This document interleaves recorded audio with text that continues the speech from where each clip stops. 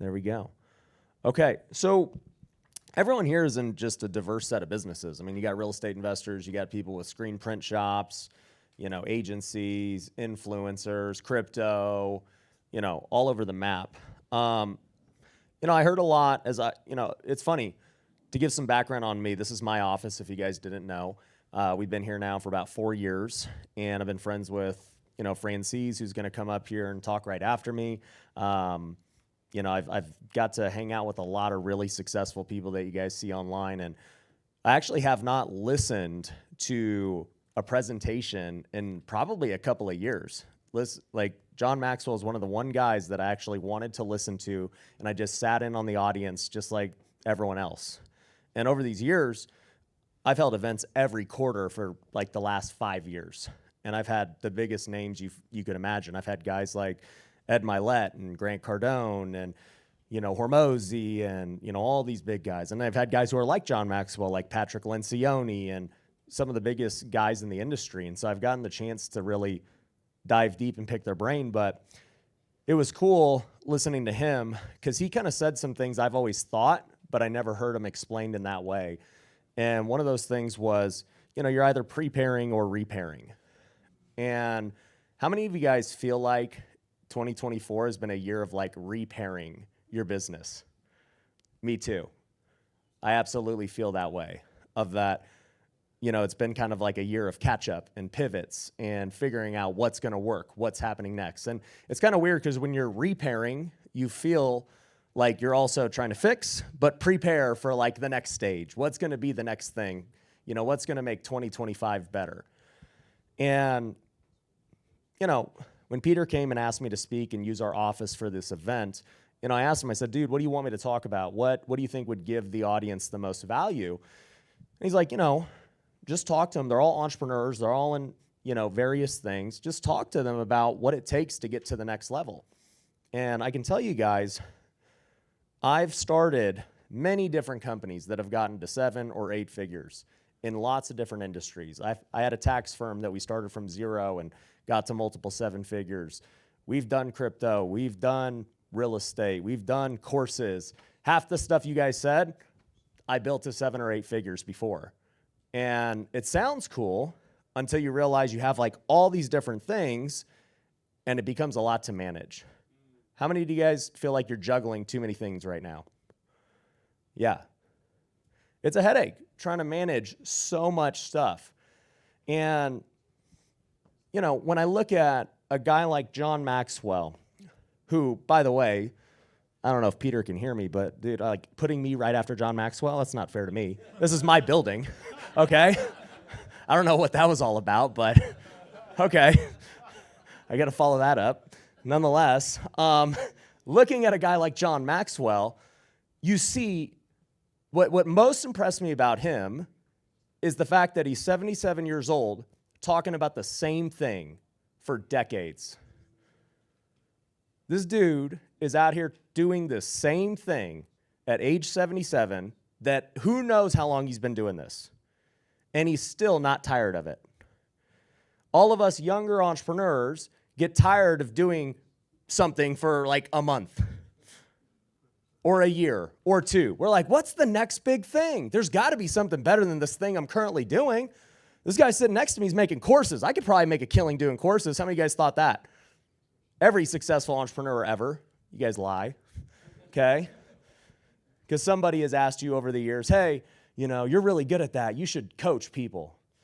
And you're like, yeah, maybe I should. That's going to be the next big thing.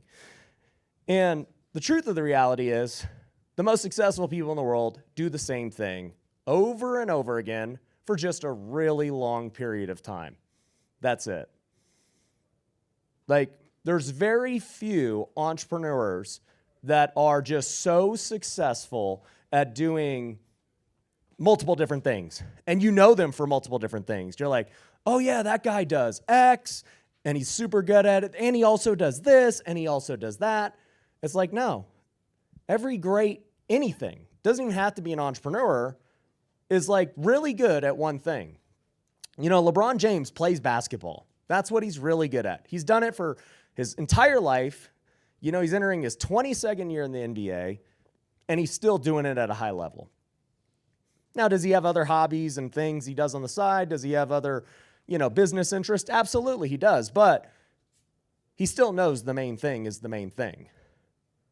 So many times in business, we get shiny object syndrome because we see people making easy money, or so it seems, in some other lane. And we're like, man, I bet that looks way easier than what I'm currently doing.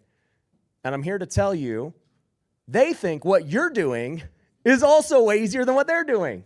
That's what they do. Every time I've ever talked to other entrepreneurs, because I get the opportunity to interview all these guys on podcasts and everything else for a living, and it's always the same story.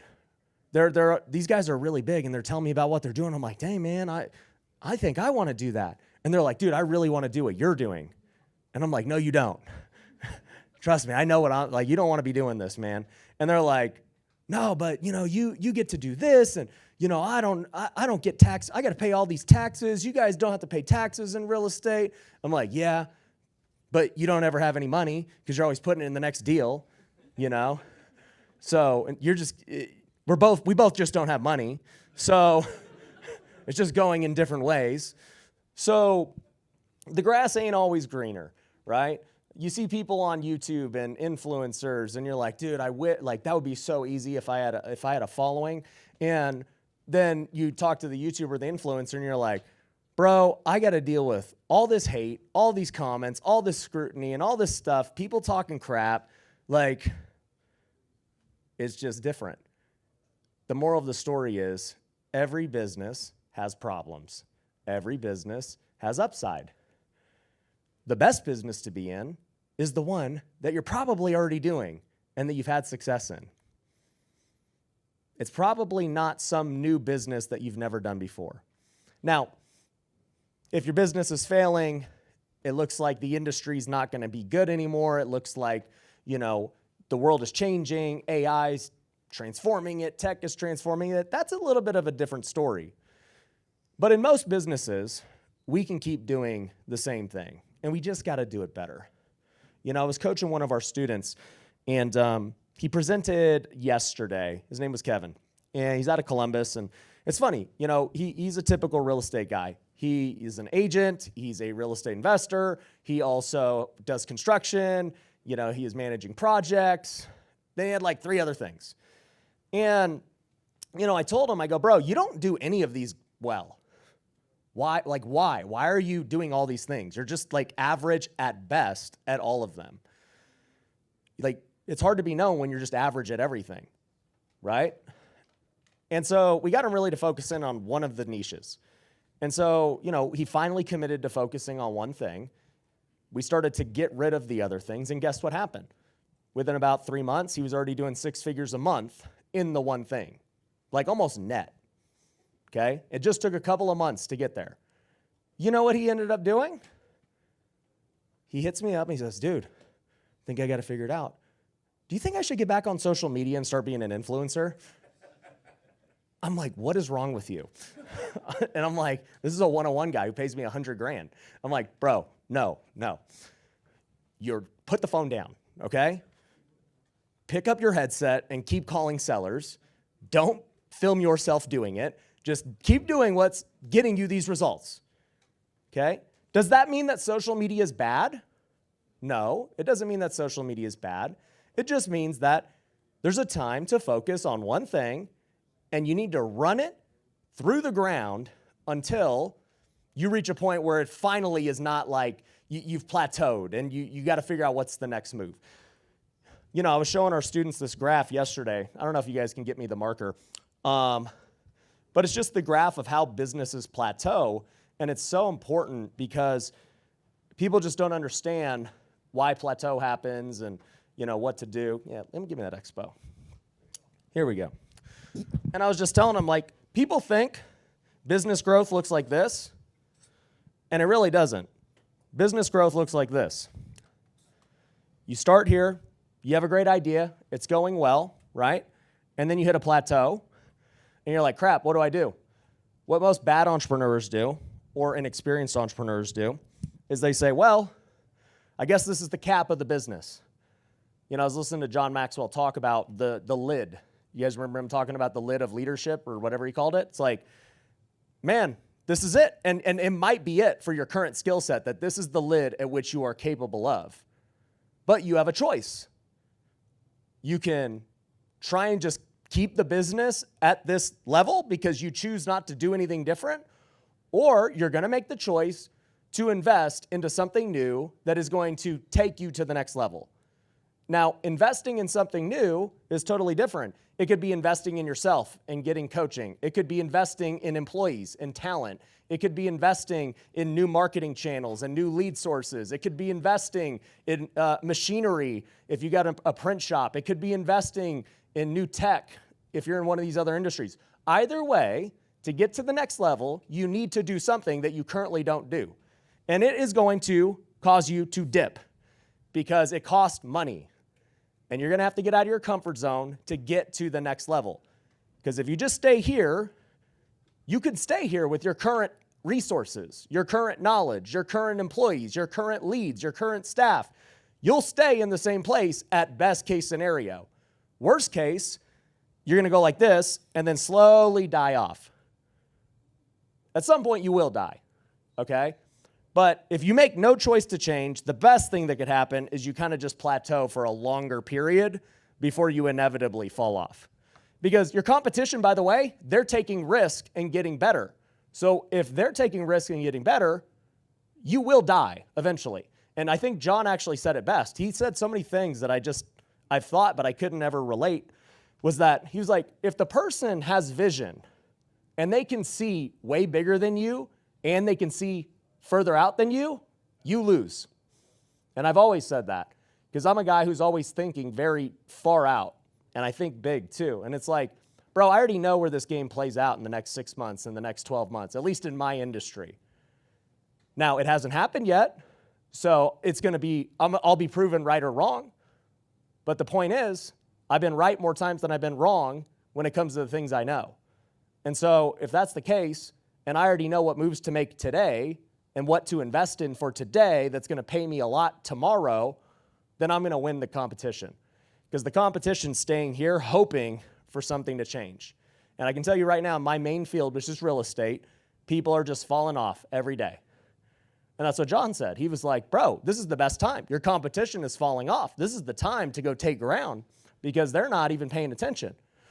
So long story short, what ends up happening is with growth, you have to make an investment and do something. And you don't know how long it's going to take for it to hit. You don't know how long it's going to go. But inevitably, you're going to catch this whole new wave once you make that investment and you figure out what it is you need to do. And then, this is the amazing part about being an entrepreneur, you plateau again. That's how it goes. You plateau again, and then you have the choice. You make the investment, but some people, they get scared.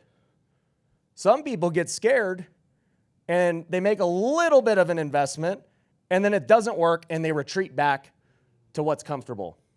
And then they just get stuck and they plateau again. The best entrepreneurs figure out, they do R&D, they invest, they test, they figure out what they need to do, and then that propels them to the next level again. And this is actually the chart of how growth happens. That's how it happens. If you are not willing to invest into the unknown, you will never grow. Your business will stay the same at best. And it's uncomfortable. Nobody likes to hear it because an investment is always uncomfortable. An investment in time, an investment in money, an investment in capital, in staffing, training up people who end up leaving you. It's hard. You know, like John said, if you don't invest in yourself as a leader, I can never be a level 5 leader and get level 8 talent. It just ain't going to happen. So how do I invest in myself as a leader? Well, I can start reading books. I can go to his seminars. I can go hang out with other good leaders. You know, for me, I'm a faith-based guy. People are like, what's the best self-help book that you read? To be honest, I have never read one John Maxwell book. I haven't read one. You know what I've read many times? The Bible. So I've probably read his book more than most of you because he just told me his source, So it's like, all right, well, then I don't need to read him. Like I've read him. He's not telling me anything new. I would rather read the real source. It's not to say, don't read his book, but I would rather you read the Bible than read his book. And so I'm a little more upfront about faith than maybe John is in that, no, like I will push it on you because like it's stupid to read a secondary source. Why not read the real source? He just told you the real source. Why would you read the secondary piece of that? That's stupid. So nonetheless, it's like this is what it takes to grow. And that's uncomfortable for some of you guys to hear. It's like, wow, like I was pumped to go read this book. Now I'm not. But that's the way it goes down, Like for me, even as I think about what's the next level for my life and my business and everything else, it's like, okay, if I'm going to be more bold about my faith, what does that do for the next level of life and business for me? Okay? There's going to be a dip. You'll lose some people along the way, but guess what? You probably gain a lot more people along the way too, right? So taking risk is not just about money and time and everything else. It could also be offending people, reputation, changing your market, okay? What if you change the people you advertise to? What if you change your customer base, your avatar? That might get you to the next level. I was telling our students, it's funny, like every big company has to go through this, right? The biggest companies in the world, Apple, Google, Facebook, they all have to change significantly. Like what got Facebook to the next level was acquiring companies. Like Facebook itself hasn't changed in like 10 years, right? Has Facebook really changed? I haven't seen it change at all, right? But you know what they did good? They started acquiring. They got Instagram, which became bigger than Facebook in market cap. They got WhatsApp, which became the biggest text messaging platform in the world, And I was just telling them the story about Instagram's origin. Instagram's original audience and Instagram's original app was literally taking pictures of whiskey. It was called like Bourbon or something. Like that was the name of the app. And all they did was, it was just a club for people who liked posting pictures of their whiskey. It's really stupid when you think about it. But there was a market for, like, it was a small market of people who wanted to just post pictures about whiskey. And there's those whiskey aficionados or whatever you would call them. But anyways, they realized that, okay, this market's kind of small. Let's change our avatar. Let's change our avatar to just people who like posting really high quality pictures. And so they rebranded, and then Instagram's born. And then Instagram pops off as a picture app. And then guess what? They run that play for like 5 years, 7 years, and then TikTok comes along. TikTok says, no one cares about pictures. Everybody wants video. So Instagram has to change their game, and they have to become a video app. And now most of the Instagram content you see are just reels. So in the last 10 years, Instagram has had to change. They were $1 billion when Facebook bought them, which people thought was an overpay. Now Instagram as a standalone app is probably worth hundreds of billions. And they have to keep adapting too. So my question to all of you guys is, number one, write this down. Can you commit to one thing? So many of you guys are running multiple things right now that are all just average at best. And some of you guys have maybe something that's great, but you're thinking about something that's average and doing. And I'll even say this, right? And I'm the real estate guy. I'll get a lot of really successful business owners that are like, Ryan, I want to get into real estate. I'm like, okay, what do you want to do? Well, I think I might like flip a house or two. I'm like, why would you do that? And they're like, because like I got some extra capital, I can look at some deals on the side, and everyone says real estate's good. Maybe I'll get a rental. And I'm like, dude, you know how much time it takes to find a deal and to manage a deal and do all that, and you're not an expert? You got to go learn what a deal even looks like. You're going to spend so much time. Let's just say you're successful and you get one deal. Actually, let's say you're ultra successful and you get 5 deals. You're like, dude, killed it, got 5 deals. It's like, bro, congrats, you made an extra 100 grand this year. Maybe 200 grand you made. If you're already ultra successful in your business, then you're probably making a lot more than 100 grand. So why not just put all that time and effort and energy into figuring out how to quantum leap your business to the next level and go from 300 grand a year to $1 million a year? Because it's actually easier to get your business from 300 grand to $1 million than it is to, have your business at 300 grand and then go figure out how to buy 3 rental properties. It is. But we don't think of it that way. We're like, our business, you know why we think we start looking for rental properties and other things? Is because you get stuck at a plateau and you don't know how to solve it. So when you don't know how to solve a plateau, you look at other things because you think it's unsolvable. And what I always tell people is I'm like, it's not unsolvable. Like, you think the max a course business can make is $1 million? I know guys that are making $100 million in education. So clearly, your course can make more than $1 million a year. You're just at a plateau and you don't know how to fix it.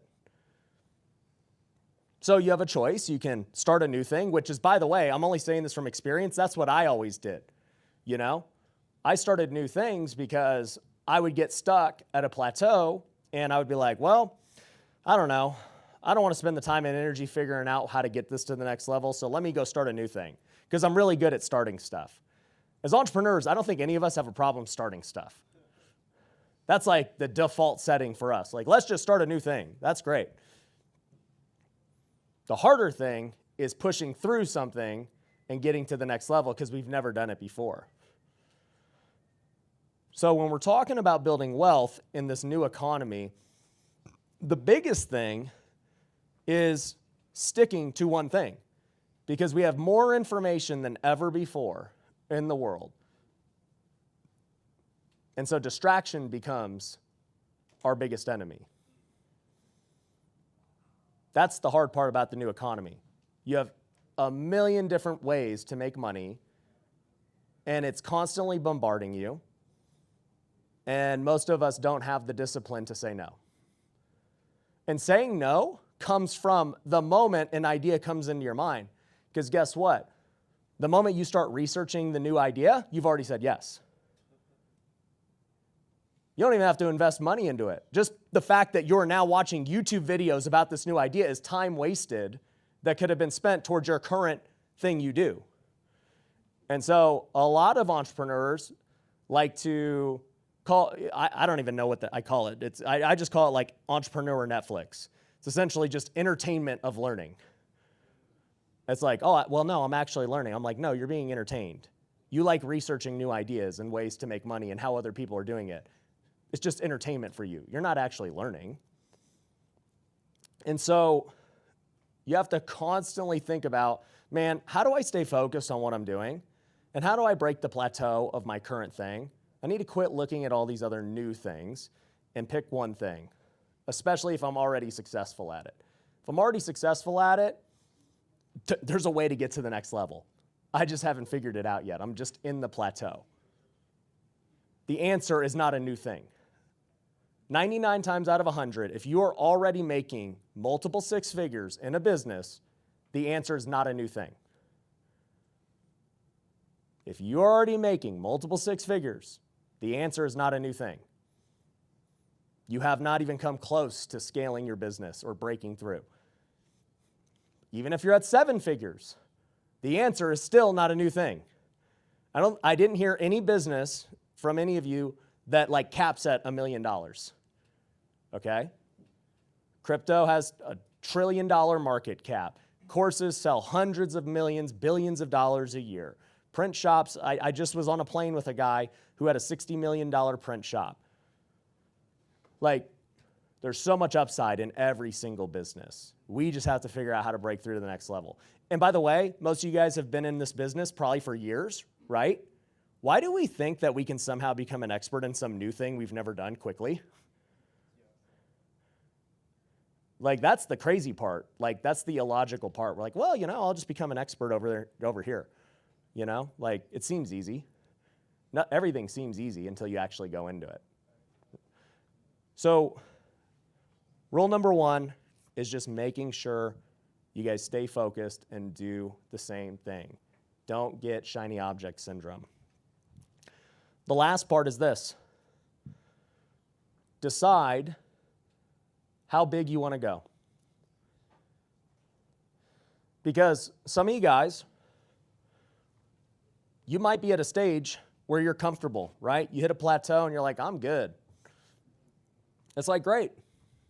Okay, if that's good, if that provides for your family, if that fulfills you, you like what you do, you don't have to grow, right? You don't have to. If you get to $1 million and you like it, there's no one that says you have to get to 10 million, right? Most people can't answer the question of why they even work. If you just really sit down and think about it, I had all of our students yesterday go through an exercise. Just think 3 years ahead of where they actually want to be. The reason I did that is because it's like most people can't even answer the question of why they want a certain thing. Why do you want to make $1 million? Why do you want to have a portfolio? Why do you, like, could you really answer it? Or did you just set an arbitrary goal because it's just what you're supposed to do? That's just what, I want to grow. I want to get bigger. If you don't have a meaning behind why you're doing it, why you want to grow, then you will plateau and you'll never break through because the why isn't big enough. And you don't necessarily have to love the business. I don't love flipping houses. I actually really don't even like it, okay? But I've done it almost 1,000 times because we're really good at it. And guess what? By being good at it, it's allowed me to make a lot of money. It's allowed me to teach a lot of people. It's allowed me to be able to talk on stage and online, and people listen to me because of it. And that allows me to fulfill my other purposes of sharing the gospel and teaching people and helping them out. Flipping houses is just a mechanism to go do a deeper why. And so I understand I have to keep getting better at business. I need to keep making more money. I need to keep getting more influence to go live out my real purpose. Because guess what? If I don't have success in business and I don't know things, you're not here listening to me today. But because I have, you'll sit here and listen, and then I can tell you the real truth. What I was just telling you earlier. I'm like, read your Bibles. Quit listening to me. Go read your Bibles, right? But it's only because of the authority from building a business. So understand why you're even trying to grow, why you're even trying to build. Because if you do, that'll push you through the really hard times. Because guess what? It's really hard to run a business. You're going to lose money. People are going to not like you. Customers are going to get mad at you. Investors are going to get mad at you. You're going to beat your head against the wall trying to figure out why this thing's not working. You're going to hire people that say they can help you and they can't. People are going to let you down. All these things will happen running a business. But it's all good as long as you know why you're doing it. All that stuff, you're just like, yeah, it's whatever. It's all good. So make sure you guys do that. Make sense? Cool. That's all I got for you guys. Thank you.